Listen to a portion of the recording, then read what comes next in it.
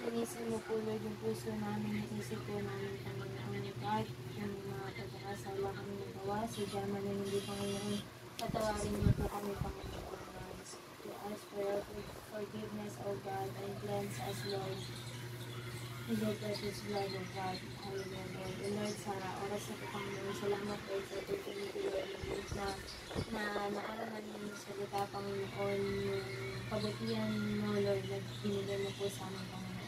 And samahan niyo po kami, gabayan, Lord, bigyan po ng knowledge and wisdom niyo po mula sa iyo, Panginoon.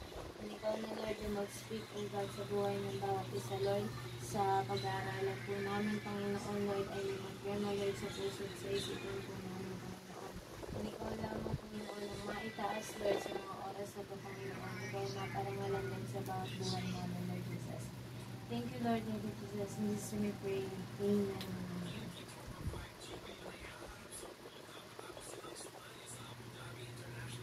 So, ito,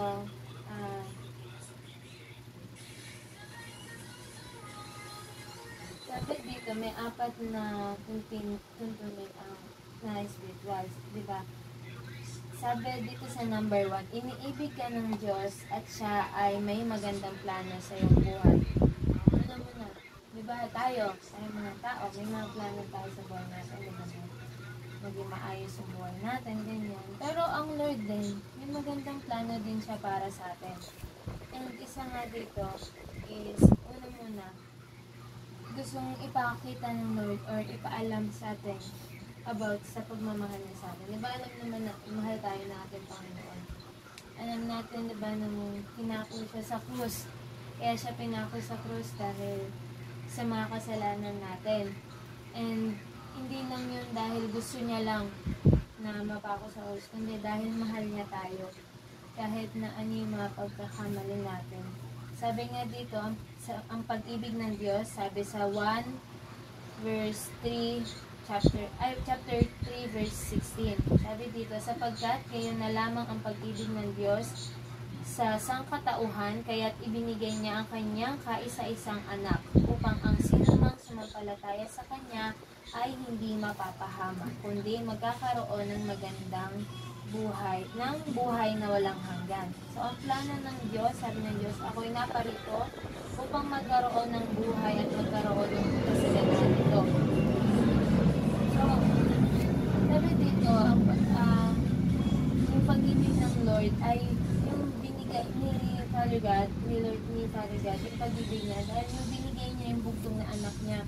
Diba nung pinako si Jesus, isa na yun sa binigay ng Ama para sa atin, na sinuko niya yung bugtong na anak niya para sa atin. And si Lord Jesus din, nung napako siya sa krus, sinuko niya din yung buhay niya, sinakripisyo niya yung sarili niya para sa atin.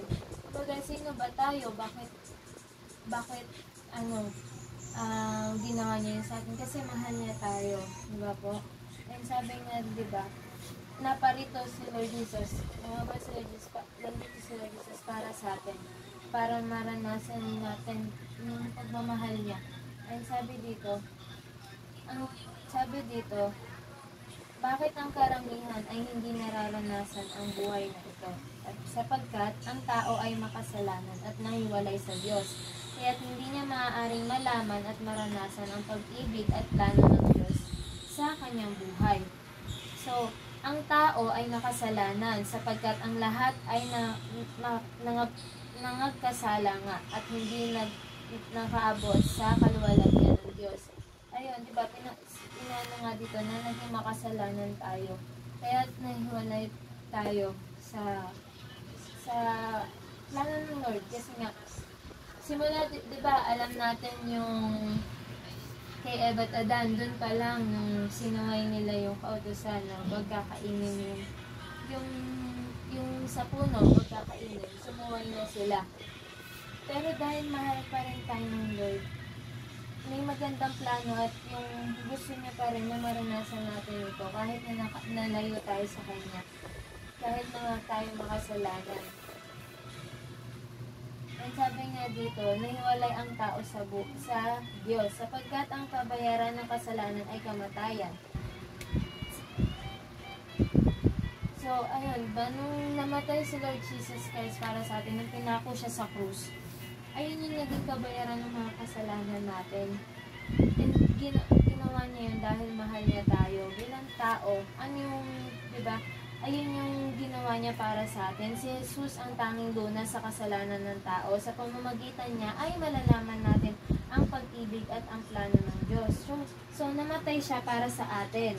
Diba? Sabi nga, nung sinakripisyo niya pa yung buhay niya, namatay siya para sa atin dahil sa mga kasalanan natin.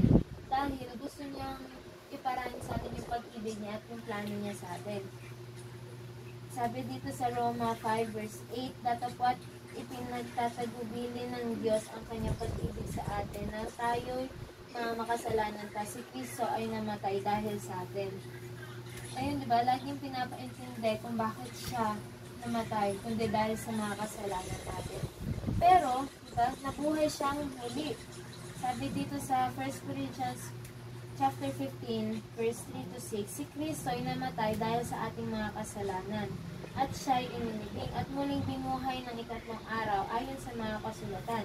At siya ay nagpakita kay Pedro sa 12 pagkatapos ay nagpakita sa mahigit na 500 kapatid. Yun, diba? Yung muli siya nabuhay is para sa atin, maranasan natin kung gano'n yung kabutihan niya para sa atin. Pero, magkano tayo na, hindi naman natin siya nakikita, hindi natin siya nararamdaman, pero nararanasan natin siya sa buhay natin. For example, kapag tayo may mga sakit karamdaman, di ba po? Pag nanalangin tayo kay Lord Jesus, tinutugon niya kasi nakikita niya yung heart natin na humihingi tayo ng tulong sa Kanya, ng gabay sa Kanya. So, yun nga, di ba, na kung ganun kabuti ang ating Panginoon, kahit na nagkakamali tayo, nagkakasala tayo, pero once na naging humble tayo doon, mas nayaan natin na si Lord Jesus Christ ay kumilos sa buhay natin, diba? Tinutugon niya pa rin yung mga panalangin natin. Kasi nga mahal niya tayo, simula pa rin yung pinako siya sa krus, pinaranas niya na yung pag-ibig niya sa atin, na sinakripisyo niya yung sarili niya para sa atin. Tayo ba ang tao, pag may kasalanan yung isa, tatanggapin mo ba yung nakasalanan na yun? Ikaw tayo, kunyari, may nakasala sa'yo, aaminin mo bang sa'yo yun? Pag nagkasala yung tao, kunyari, siya yung nagkasala, tapos ikaw yung aangkin. Ano masasagot mo? Aanihin mo ba yan? Tatanggapin mo ba yan? Ganon? Siyempre hindi. Diba? Pag tayong tao, ganun yung magiging thinking natin, yung isipin natin. Bakit kayo naanin? Ganun. Pero, kunyari naman, pag nagkasala sa'yo yung tao, pero humingi siya ng tawad sa'yo, anong gagawin mo?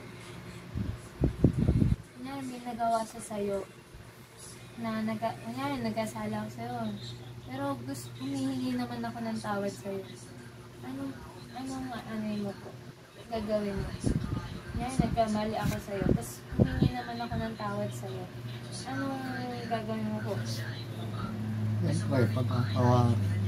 Ganun, di ba? Ayun, example yun na, di ba, si Lord Jesus, kahit na gano'n tayong mga kasalanan, dahil mahal, kunyari ako, dahil anak mo ko, mahal mo ko, kaya mo pinatawad. Ganun din si Lord Jesus sa atin. Dahil mahal niya tayo, kaya niya tayo niligtas din sa mga kasalanan natin. And sabi nga dito, siya ang tanging daan patungo sa Diyos, si Lord Jesus. Sabi dito sa John 14 verse 6, sinabi sa kanya ni Jesus, ako ang daan at ang katotohanan at ang buhay. Sino man ay di mapaparoon sa Ama, kundi sa pamamagitan ko. So, once si Lord Jesus lang daw yung daan patungo sa buhay na walang hanggan. So, kinakailangan nating tanggapin si Jesus Christ, si Yesu Cristo na ating tagapagligtas at Panginoon. Saka lamang natin malalaman at mararanasan ang pag-ibig at plano ng Diyos sa buhay natin. So yun, na kailangan, para maranasan natin yun, yung pag-ibig ng Lord, mahalaga na tatanggapin natin siya sa ating buhay. Na siya yung tagapagligtas natin at siya yung Panginoon natin. So, kinakailangan na tanggapin si Kristo. Sabi dito sa 1 chapter 1 verse 12, subalit ang lahat ay tumanggap at sumampalataya sa Kanya ay binigyan niya ng karapatang maging mga anak ng Diyos. So, kapag in-accept natin si Lord Jesus as our Lord and Savior, ang buong puso at buong kaluluwa, doon na mag-start na mag-move si Lord Jesus sa atin na bibigyan niya tayo ng feel na maging anak niya dahil tinanggap natin siya bilang tagapagligtas natin ng buhay natin. So, paano ba natin siya tatanggapin bilang tagapagligtas natin at ating Diyos sa buhay? Sabi dito, ang pagtanggap kay Kristo ay sa pamamagitan ng pananampalataya. Ano yung pananampalataya? So, sabi dito sa chapter 2, verse 8 to 9, sapagkat dahil sa kagandahang loob ng Diyos, kayo ay naligtas sa pamamagitan ng pananampalataya. At ang kaligtasan ito ay kaloob ng Diyos at hindi sa pamamagitan ng inyong sarili. Hindi ito bunga ng iyong mga gawa, kaya't walang dapat ipagmalaki ang sinuman. So, sabi dito, sapagkat dahil sa kagandahang loob ng Diyos, kayo ay naligtas. Yung kagandahang loob ng Diyos, ito yung sinasabing grace. Ito yung binigay niya sa atin. Dahil nanampalataya tayo sa Kanya, na siya ang ating tagapagligtas, na siya ang ating Panginoon, siya ang Diyos na buhay, at siya yung tagapagligtas ng buhay natin. At ang kaligtasan ito ay kaloob ay hindi sa pamamagitan ng iyong sarili.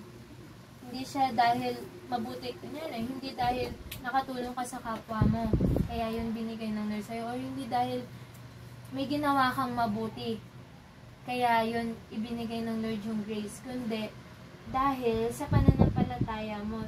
Dahil wala tayong dapat ipagmalaki sa Panginoon na mabait ako, mabuti ako. Kaya dapat parang anak ako ng Diyos, kasi mabait ako, mabuti ako, maliligtas na ako.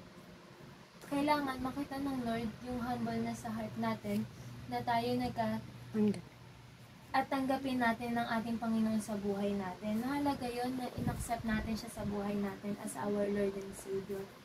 Kasi, ayun na lang yung regalo, ayun yung pinakamagandang regalo na binigay sa atin. Una yung nabuhay tayo dito, inalaw naman na mabuhay tayo dito. And inalaw niya din na makilala natin siya. Hindi to aksidente na mapag-usapan natin about kay Lord Jesus, kasi gusto niya na malaman natin kung gaano siya kabuti sa buhay natin, at gusto niya na tanggapin din natin siya sa buhay natin. Kasi ang Lord, alam niya anak niya tayo lahat, kaya dapat siya na lang, inihintay na lang na Lord Jesus na tanggapin natin siya sa buhay natin. So, ang pagtanggap kay Kristo ay sa pamamagitan ng paanyayang personal. Sabi dito, sa pahayag 3 verse 20, nakatayo ako at kumakatok sa pintuan. Kung diringgin naman ang aking tinig at bubuksan ng pinto, papasok ako sa kanyang tahanan at kakain kaming magkasalo. So, sa pamamagitan ng pananampalataya, maaaring mong tanggapin si Kristo ngayon din. So, eto, sabi nga, diba, kumatok sa pintuan. Parang sa atin, kung sa ating mga tao, kinakatok tayo ng Lord Jesus sa puso natin.